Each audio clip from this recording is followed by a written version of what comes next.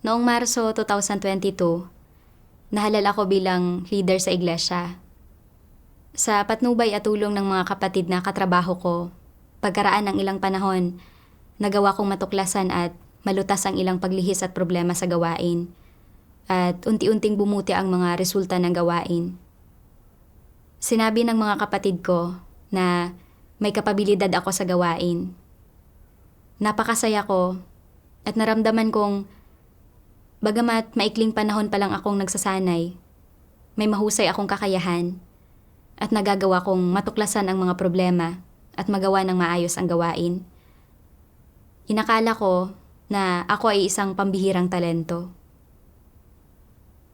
Kalaunan, nahalal si Sister Luyaw bilang leader sa iglesia at ipinareha sa akin. Tinulungan ko siyang matutunan at maunawaan ang gawain. Pagkaraan ng ilang panahon, natuklasan kong si Luyaw ay nakakalahok lang ng kaunti sa kanyang gawain, ngunit hindi niya talaga kayang pasanin ang gawaing responsibilidad niya. Nakaramdam ako ng kaunting paghamak. Naglaan ako ng maraming oras at pagsisikap para turuan ka kung paano gumawa.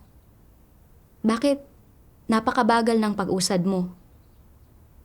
Noong panahong itinuturo sa akin ng mga kapatid ko ang gawain, sa sandaling may sabihin sa akin ng isang tao, nauunawaan ko ito at kaya kong huminuha mula rito pagkatapos.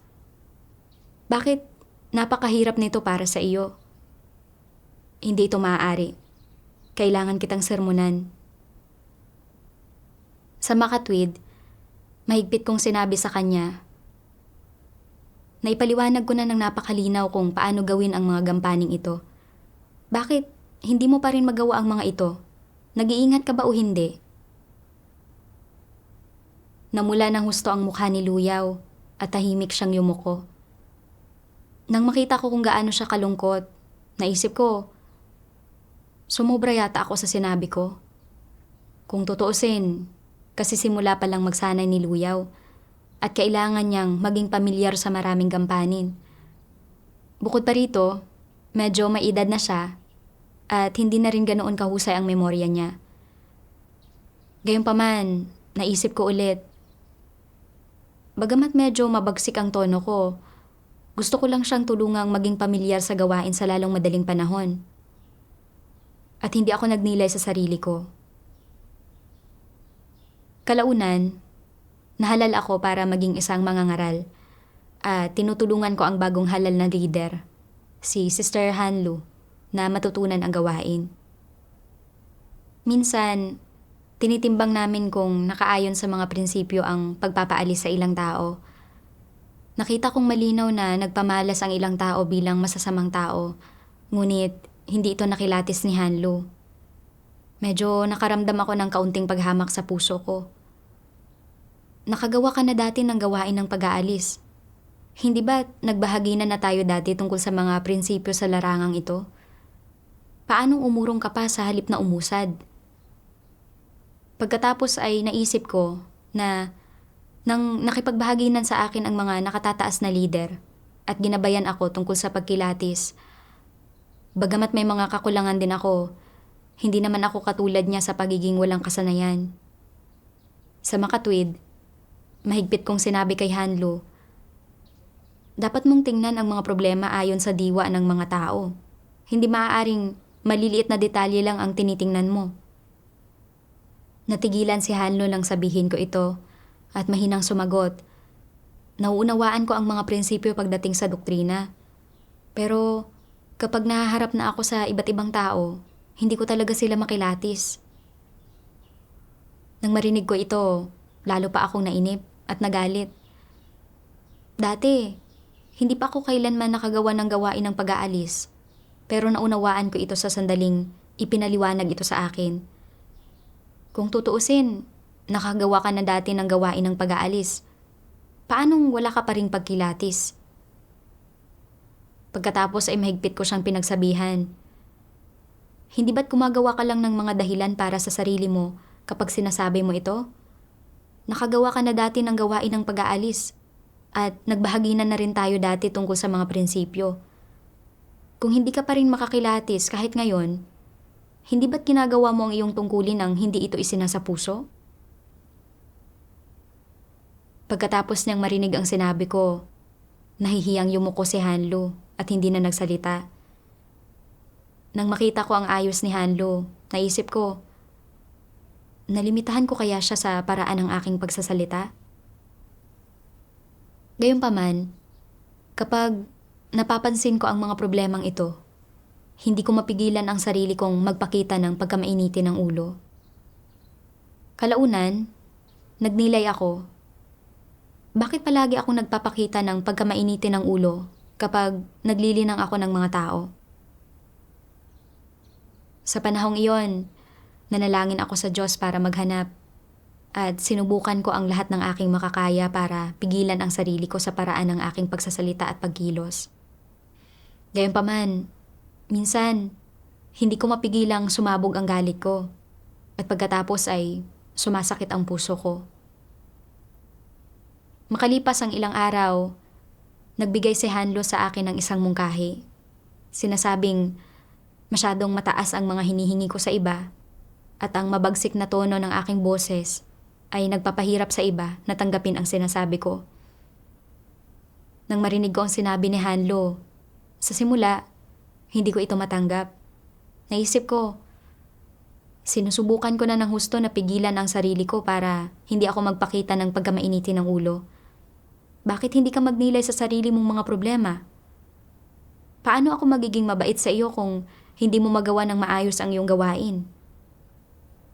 Gayunpaman, naalala ko na dati, sinabi ni Luyaw na humihingi ako sa iba batay sa sarili kong tayog. At ngayon ay sinasabi rin iyon ni Hanlo. May pahintulot ng Diyos dito. At hindi ko napatuloy na maipaglalaban ang aking pangangatwiran. Dapat akong magpasakop. Kalaunan, matapos malaman ng isang sister ang tungkol sa aking kalagayan, nakatagpo siya ng ilang sipi ng mga salita ng Diyos para sa akin. Sabi ng makapangyarihang Diyos, kung bilang isang leader o manggagawa ng iglesia, ay aakayin mo ang hinirang ng mga tao ng Diyos sa pagpasok sa katotohanang realidad at sa mabuting pagpapatotoo sa Diyos, ang pinakamahalaga ay ang akayin sila na magbasa pa ng mas maraming salita ng Diyos at higit pang magbahaginan tungkol sa katotohanan. Sa ganitong paraan, ang hinirang ng mga tao ng Diyos ay magkakaroon ng mas malalim na kaalaman ukol sa mga layunin ng Diyos sa pagliligtas sa tao at sa layo ng gawain ng Diyos, at mauunawaan ang mga layunin ng Diyos at ang iba't ibang hinihingi niya sa tao upang magawa nila ng maayos ang kanilang tungkulin at mapalugod ang Diyos. Magagawa mo bang tulungan ang mga tao na maunawaan ang katotohanan at makapasok sa realidad kung nangangaral ka lang ng mga salita at doktrina para sermonan at pungusan sila? Kung hindi praktikal ang ibinabahagi mo at kung pawang mga salita at doktrina lamang ang mga ito, kahit gaano mo pa sila pungusan at sermonan, mauuwi lang ito sa wala. Sa tingin mo ba, na kapag medyo natatakot ang mga tao sa iyo, sinusunod kung anong sabihin mo sa kanila, at hindi naglalakas loob na tumutol, ay nangangahulugan na nauunawaan nila ang katotohanan at nagiging mapagpasakop? Ito ay labis na mali. Hindi ganoon kasimple ang buhay pagpasok. Ang ilang tao na nagiging mga leader ay parang mga bagong tagapamahala na sumusubok na magkaroon ng malakas na impresyon. Nagsisimula sila sa pamamagitan ng pagsubok na ipatupad ang bago nilang taglay na awtoridad sa hinirang ng mga tao ng Diyos at ng pagpapasunod sa lahat sa kanila. Iniisip nila na mas mapapadali nito ang kanilang trabaho. Kung wala kang katotohanang realidad, hindi magtatagal, mabubunyag ang iyong totoong tayog, malalantad ang tunay mong kulay, at maaaring itiwalag ka. Sa ilang administratibong gawain, katanggap-tanggap ang kaunting pagpupungos at pagdidisiplina. Ngunit kung wala kang kapabilidad na magbahagi tungkol sa katotohanan, Sa huli, hindi mo pa rin magagawang lutasin ang mga problema at maaapektuhan nito ang mga resulta ng gawain.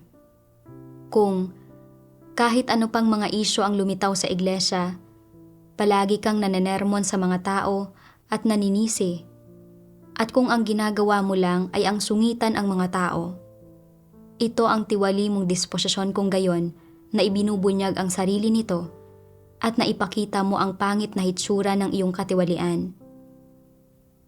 Kung palagi mong inilalagay ang iyong sarili sa isang pedestal at sinesermonan ang mga tao ng ganito, sa paglipas ng panahon, hindi makakatanggap ang mga tao ng panustos ng buhay mula sa iyo. Wala silang anumang makakamit na praktikal at sa halip ay maririmarim at masusuklam sila sa iyo. Dagdag pa rito, magkakaroon ng ilang tao na matapos mong maimpluwensyahan dahil sa kawalan ng pagkakilala, ay matututong manermon sa iba at pupungusan ang mga ito. Magagalit din sila at iinit ang kanilang mga ulo. Hindi lang sa hindi mo magagawang lutasin ang mga problema ng mga tao, mabibigyang layaw mo rin ang kanilang mga tiwaling disposisyon. At hindi ba't iyon ay pag-akay sa mga tao sa landas tungo sa perdisyon?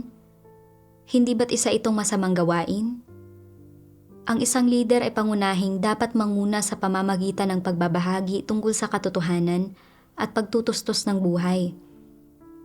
Kung palagi mong inilalagay ang iyong sarili sa isang pedestal at sinesermonan ang iba, magagawa ba nilang maunawaan ang katotohanan?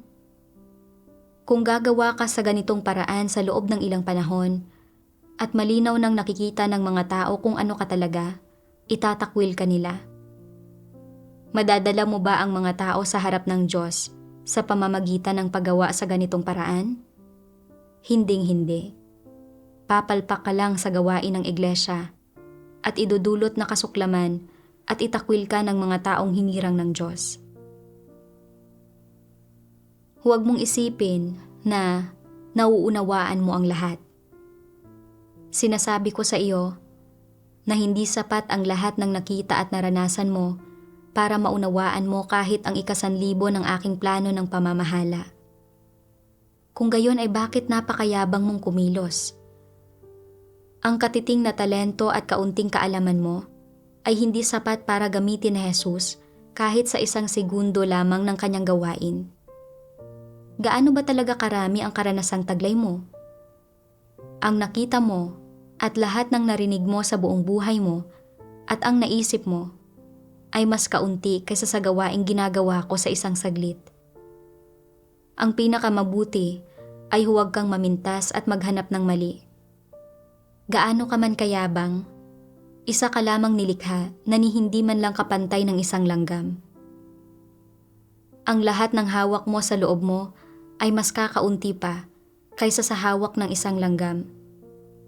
Huwag mong isipin na dahil lang marami kang naranasan at matagal na sa pananalig, may karapatan ka ng magkukumpas ng walang kontrol at magmayabang. Hindi ba't mayroon kang ganitong karanasan at katagalan sa pananalig dahil sa mga salitang binigkas ko? Naniniwala ka ba na natamo ang mga iyon sa pamamagitan ng sarili mong pagtatrabaho at pagpapakapagod? Nang matapos kong basahin ang mga salita ng Diyos, nakaramdam talaga ako ng hiya. Mula nang naging leader ako at nagbunga ng ilang resulta ang aking gawain, naging arogante ako at nasisiyahan sa sarili. Inisip kong mahusay ang kakayahan ko, napakatalino ko, at nauunawaan ko ang mga bagay sa sandaling ipaliwanag sa akin ito ng iba. Kaya sinimulan kong maliitin ang aking mga kapatid. Nang tinutulungan ko si Luyaw sa kanyang gawain, nakita kong hindi pa rin siya makapagtrabaho ng mag-isa kahit matagal na siyang nagsasanay. At nakaramdam ako ng paghamak sa aking puso. Kinuwestiyon ko kung bakit kaya ko itong gawin pero hindi niya kaya. At pinagsabihan ko pa nga siya at pinagalitan mula sa mataas na posisyon. Pagkatapos kong mahalal para maging isang mangangaral, ginamit ko na namang pamantayan ang sarili ko para sukatin ang iba nang nagtakda ako ng mga kahingian kay Hanlo. Nang makita kong walang pag-aarok si Hanlo sa mga prinsipyo, lihim akong gumawa ng konklusyon na hindi niya ito isinapuso at sinermonan ko rin siya. Nangangahulugan itong lalo pang nasupil at nalimitahan si Hanlo sa kanyang ugnayan sa akin. Napagtanto kong tinatrato ko ang mga tao ng walang mga prinsipyo. Sa halip na tratuhin sila ng magkakaiba ayon sa kanilang tayog at kakayahan, ginamit ko ang sarili ko bilang pamantayan para sukatin ang mga tao. Kapag hindi natutugunan ng aking mga kapatid ang aking mga hinihingi, hinahamak at minamaliit ko sila at pinagsasabihan mula sa mataas na posisyon. Sa katunayan, kung walang kaliwanagan ng mga salita ng Diyos at patnubay at tulong ng aking mga kapatid, hindi ko rin malalaman kung paano gawin ang gawain. Gayunpaman, walang kahihiyan kung ginamit ito bilang puhunan at palagi kong hinahamak at minamaliit ang aking mga kapatid. Talagang lubos akong walang katwiran. Ang mga hinihingi ng Diyos sa mga lider at manggagawa ay na dapat magawa nilang makipagbahaginan tungkol sa katotohanan para lutasin ang mga problema. Maituro ang anumang mga paglihis at problema sa gawain ng kanilang mga kapatid at gabayan sila kung paano papasok sa mga prinsipyo. Gayunpaman, hindi ko lang nabigong tuparin ang sarili kong mga responsibilidad, kundi pinagsabihan ko pa ang iba mula sa mataas na posisyon at nasaktan ko ang aking mga kapatid. Paano ito naging paggawa ng aking tungkulin? Labis akong nagsisi nang maisip ko ang aking mga nagawa. Paanong naging labis akong walang pagkatao at hindi man lang nagbigay sa aking mga kapatid ng kahit katiting na tunay na tulong at pagmamahal.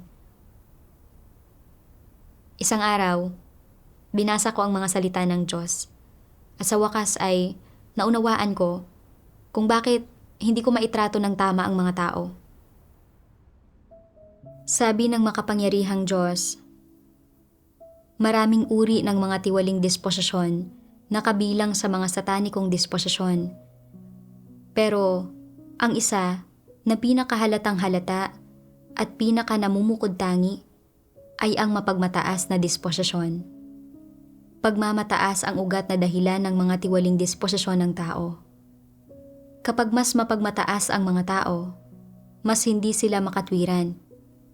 At kapag mas hindi sila makatwiran, mas malamang na lumaban sila sa Diyos. Gaano kaseryoso ang problemang ito?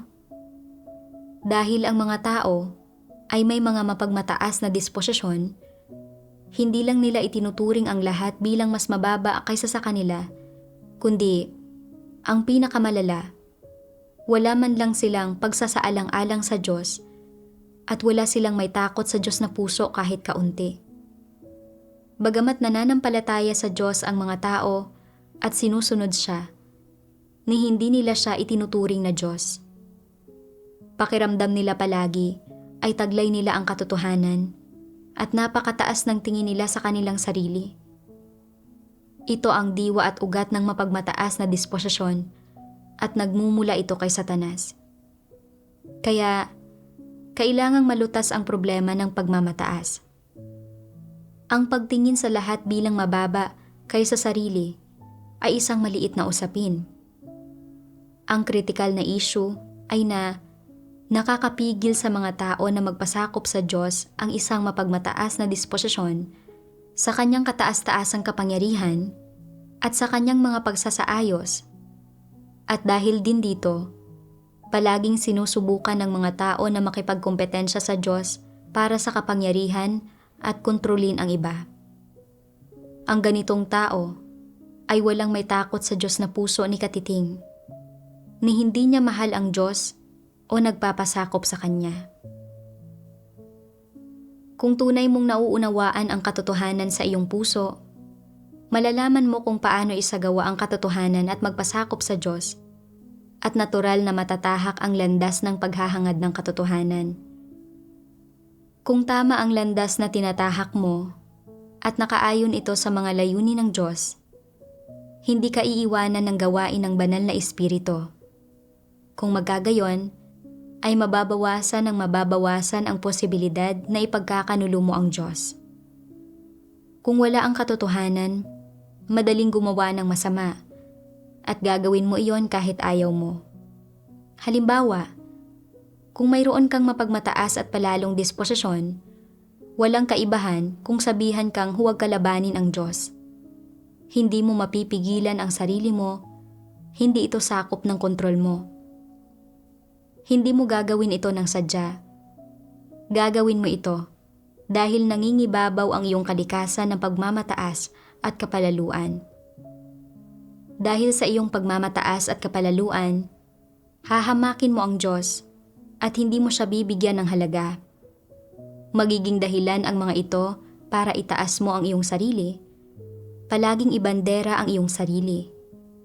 Magiging dahilan ang mga ito para hamakin mo ang iba, para wala nang matira sa puso mo kundi ang sarili mo.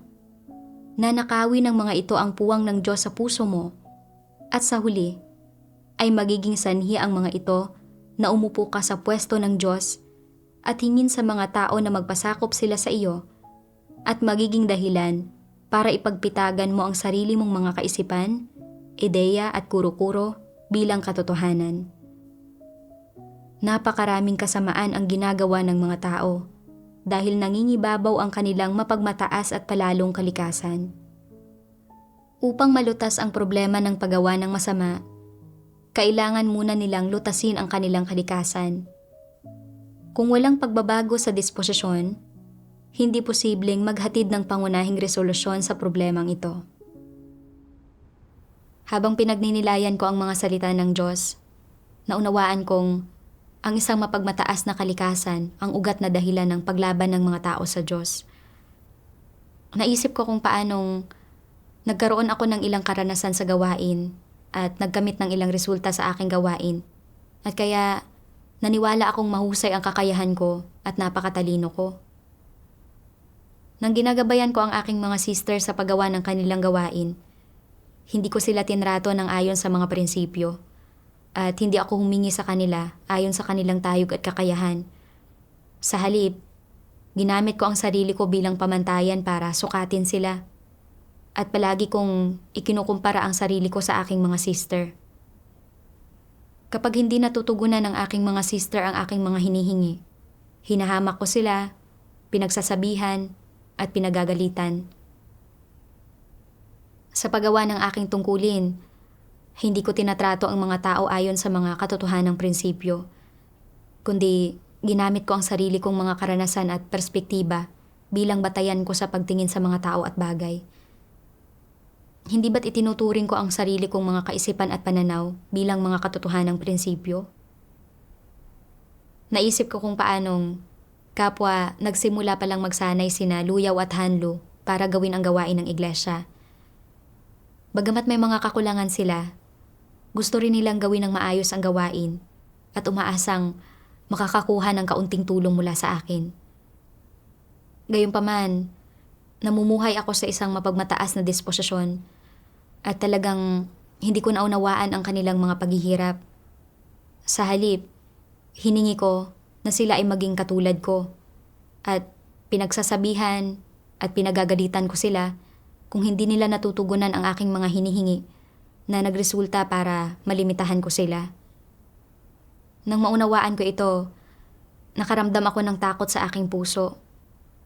Hindi ko kailanman naisip na ang isang mapagmataas na disposisyon ay magdudulot sa akin na gawin ang mga bagay tulad nito at maging manhid pa nga rito na hindi ko talaga ito napagtanto.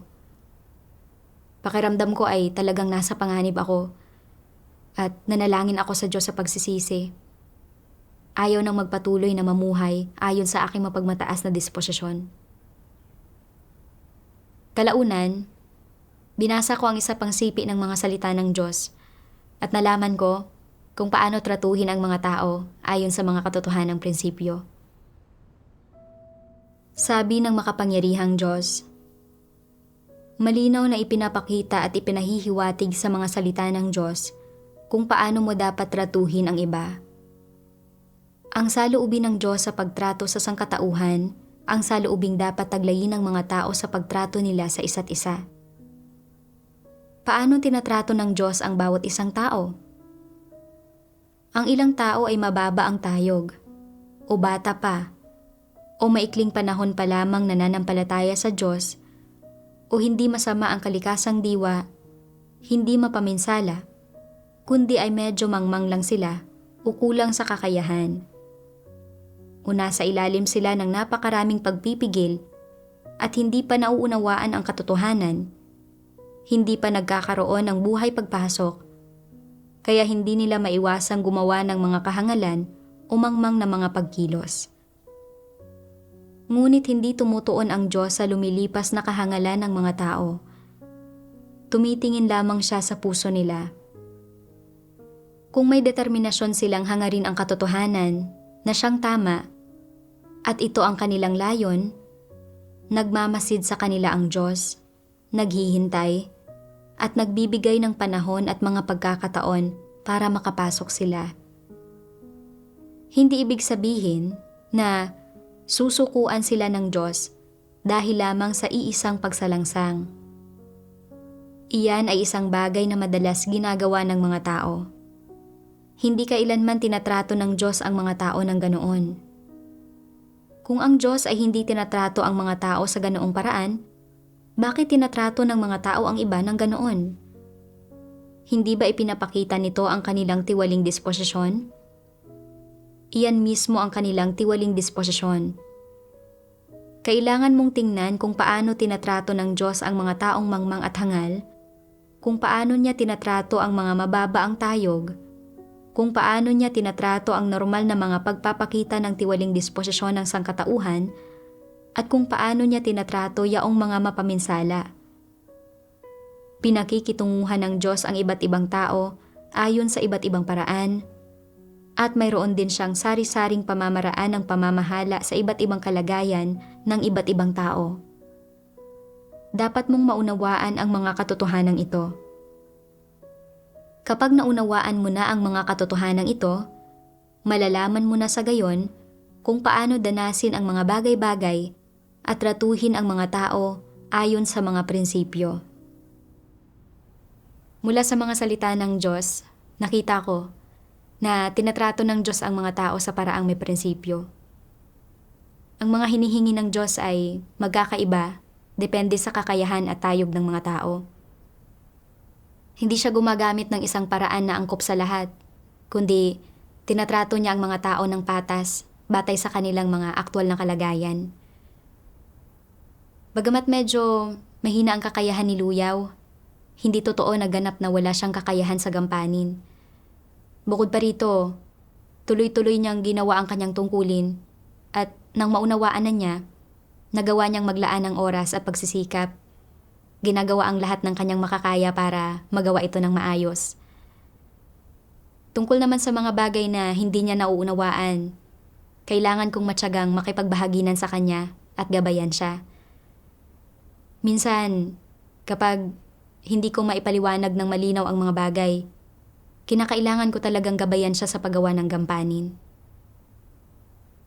Kung tutuusin, kapag kasisimula mo palang magsanay sa paggawa ng isang tungkulin, palaging may proseso ng pagkatuto. Bagamat nakagawa na dati ng gawain ng pag-aalis si Hanlu, hindi ibig sabihin nito na naunawaan na niya ang lahat at nakilatis na niya ang lahat. Dapat ay nakipagbahaginan ako sa kanya at tinulungan siya sa halip na pinagsabihan at pinagalitan siya. Pagkatapos maunawaan ito, nanalangin ako sa Diyos. Handang tratuhin ang aking mga kapatid ng patas at ayon sa mga katotohanang prinsipyo, tinutupad ang aking responsibilidad. Naisip ko kung paanong ang dahilan kung bakit napakamapagmataas ko ay dahil palagi kong ginagamit bilang puhunan ang aking mahusay na kakayahan at ang bilis kong matuto ng mga bagay. Kalaunan, pagkatapos basahin ang mga salita ng Diyos, sa wakas ay nagkaroon ako ng kaunting pagkaunawa sa problemang ito. Sabi ng Diyos, Masasabi ba ninyo na mahirap gampanan ang tungkulin ng pasok sa pamantayan? Sa totoo lang, hindi. Kailangan lamang magawa ng mga tao na magpakumbaba, magtaglay ng kaunting katinuan, at magkaroon ng angkop na posisyon. Gaano ka man kaedukado, anumang mga gantimpala ang natamu mo, o anuman ang nakamtan mo, at gaano man kataas ang iyong katayuan at ranggo, dapat mong talikdan ang lahat ng bagay na ito. Dapat kang bumaba sa mataas na kinalalagyan mo. Lahat ng ito ay walang halaga. Sa sambahayan ng Diyos, gaano man kalaki ang mga karangalang ito, hindi maaaring maging mas mataas ang mga ito kaysa sa katotohanan, sapagkat ang mga paimbabaw na bagay na ito ay hindi ang katotohanan at hindi makakapalit sa lugar nito. Dapat maging malinaw sa iyo ang isyong ito. Kung sinasabi mong, napakarami ng aking kaloob, may napakatalas akong pag-iisip, mabilis ang reaksyon ko, mabilis akong matuto, at napakagaling ng memorya ko, kaya karapat-dapat akong gumawa ng huling desisyon. Kung palagi mong gagamiting kapital ang mga bagay na ito, at ituturing na mahalaga ang mga ito at positibo, problema ito. Kung puno ng mga bagay na ito ang puso mo, kung nag-ugat na ang mga ito sa puso mo, mahihirapan kang tanggapin ang katotohanan. At nakakatakot isipin ang mga kahihinatnan niyan.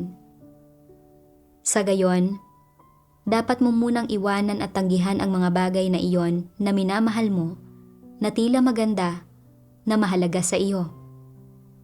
Ang mga bagay na iyon ay hindi ang katotohanan. Bagkus, maaaring makahadlang ang mga ito sa pagpasok mo sa katotohanan. Mula sa mga salita ng Diyos, naunawaan kong ang kakayahan at mga kaloob ng isang tao ay mga likas na katangian. Nagmumula ang mga ito sa Diyos. Ang pagtataglay ng mga ito ay hindi nangangahulugang ang isang tao ay may mga katotohanang realidad. Dati, palagi akong naniniwalang mahusay ang aking kakayahan, na mabilis akong umarok at na kaya kong tumuklas at lumutas ng mga problema. Ginamit ko ito bilang puhunan at naging arogante ako tungkol dito. Gayunpaman, nakita ko ngayon na sa pamumuhay batay sa puhunang ito, lalo akong naging mapagmataas at palalo. Walang halaga ang ibang tao sa aking paningin at wala ang Diyos sa aking puso. Bagamat ang mga likas na katangiang ito ay kapakipakinabang sa paggawa ng gawain at sa paggawa ng aking tungkulin, kung hindi ko matatanggap ang katotohanan, gaano man kahusay ang aking kakayahan o gaano man kapambihira ang aking mga kaloob, magagawa ko pa rin lang na labanan ang Diyos. Kalaunan, dahil sa mga pangangailangan ng gawain, ginabayan ko ang mga bagong halal na leader at manggagawa mula sa ibang iglesia kung paano gawin ang gawain. Ang ilan sa kanila ay kasisimula pa lang magsanay, at ang ilan ay mga baguhan, at maraming gampanin ang hindi nila alam kung paano gawin. Dahil napakaseryoso ng pag-uusig ng CCP, hindi kami makapag-usap ng personal, kaya naghanda ako ng mga detalyadong pamamaraan ng gawain para sa kanila. Gayunpaman, pagkatapos ay nakita kong wala pa rin silang direksyon sa kanilang gawain at malapit na naman akong magpakita ng pagkamainitin ng ulo. Dati, ganito rin ako ginabayan ng mga kapatid ko at agad kong naunawaan at nagawa ko pang kuminuha mula sa ibang mga bagay. Bakit napakahirap nito sa inyo? Nang malapit na akong magalit sa kanila at pagsabihan sila, bigla kong naalala ang mga salita ng Diyos. Ang saloobin ng Diyos sa pagtrato sa sangkatauhan, ang saloobing dapat taglayin ng mga tao sa pagtrato nila sa isa't isa. Naisip ko kung paanong mga baguhan sila at ang ilan sa kanila ay kasi simula pa lang magsanay. Lubos na normal na hindi nila agad naarok ang mga prinsipyo. Bukod pa rito, kapag nakikipag-ugnayan sa pamamagitan ng liham, hindi maiiwasang may ilang bagay na hindi maipapahayag ng malinaw at may ilang bagay na mahirap maunawaan. Nanalangin ako sa Diyos para hanapin kung paano sila matutulungang matutunan kung paano gawin ang gawain. Noong panahong iyon, nagkataon lang na nabasa ko ang isang sipi ng mga salita ng Diyos. Kailangan mong tuparin ang mga responsibilidad na dapat mong tuparin. Kailangan mong isaalang-alang ang mga iglesia kung saan ang mga namamahala ay medyo mahina at may medyo mababang kapabilidad sa gawain. Kailangang magbigay ng espesyal na atensyon at patnubay ang mga lider at manggagawa sa ganitong mga usapin. Ano ang tinutukoy ng espesyal na patnubay? Bukod sa pagbabahaginan sa katotohanan, kailangan mo ring magbigay ng mas partikular at detalyadong direksyon at tulong na nangangailangan ng mas higit na pagsisikap pagdating sa komunikasyon. Kung ipapaliwanag mo sa kanila ang gawain at hindi pa rin sila nakauunawa at hindi nila alam kung paano ito ipatupad, o kahit pa nauunawaan nila ito batay sa doktrina at tila alam nila kung paano ito ipatupad, pero hindi ka pa rin sigurado at medyo nag-aalala ka kung ano ang magiging takbo ng aktwal na pagpapatupad, ano ang dapat mong gawin? Kailangan mong personal na makipag-ugnayan sa lokal na iglesia para patnubayan sila at ipatupad ang gampanin kasama nila. Sabihin sa kanila ang mga prinsipyo habang gumagawa ng mga partikular na pagsasaayos tungkol sa mga gampaning kailangang gawin ayon sa mga hinihingi ng mga pagsasaayos ng gawain, tulad ng kung ano ang unang gagawin at ano ang susunod na gagawin at kung paano maayos na magtalaga ng mga tao. Maayos na iorganisa ang lahat ng bagay na ito. Ito ay praktikal na pagpatnubay sa kanila sa kanilang gawain, salungat sa basta lang na pagsigaw ng mga slogan o pagbibigay ng kung ano-anong utos at pangangaral sa kanila ng ilang doktrina, at pagkatapos ay itinuturing mong tapos na ang iyong gawain. Hindi iyon pagpapamalas ng paggawa ng partikular na gawain at ang pagsigaw ng mga slogan at pag-uutos-utos sa mga tao ay hindi mga responsibilidad ng mga lider at manggagawa. Kapag kaya ng pasanin ng mga lider o supervisor ng lokal na iglesia ang gawain at nakapasok na sa tamang landas ang gawain at wala ng malalaking issue, saka pa lang maaaring umalis ang lider o manggagawa. Naisip ko kung paanong mga baguhan sila kung tutuusin. Mababaw ang kanilang pagkaunawa sa katotohanan at wala silang pagkaarok sa mga prinsipyo. Kaya talagang hindi madali para sa kanila na maunawaan dahil ang sinabi ko lamang sa kanila ay isang pamamaraan sa gawain. Kalaunan, praktikal naming sinuri ng aking katuwang ang mga problema sa bawat item ng gawain para sa kanila. Nagbahaginan kami tungkol sa mga prinsipyo hinggil sa iba't ibang problema at itinuro ang mga landas para malutas ang mga ito. Pagkatapos makipagtulungan sa ganitong paraan sa loob ng ilang panahon, natagpuan nilang lahat ang isang direksyon at landas sa kanilang mga tungkulin. Nang makita ko ang resultang ito, labis akong nasabik. Napagtanto ko na kung tatratuhin mo ang mga tao ayon sa mga prinsipyo at tunay na gagabayan ang iyong mga kapatid kung paano gawin ang kanilang gawain, mapapanatag ang iyong puso. Sa pamamagitan ng aking mga karanasan sa panahong ito, nagkaroon ako ng kaunting pagkaunawa sa sarili kong mapagmataas na disposisyon at mas naunawaan ko rin ang mga prinsipyo kung paano tratuhin ang mga tao. Bagamat minsan ay nararamdaman ko pa rin na parang gusto kong magpakita ng pagkamainiti ng ulo kapag nakikita ko ang mga kapatid na may mahinang kakayahan o mabagal na gumagawa ng mga bagay. Kaya kong agad na manalangin sa Diyos at tratuhin sila ayon sa prinsipyo. Sa paggawa ng aking tungkulin sa ganitong paraan, mas panatag ang aking puso.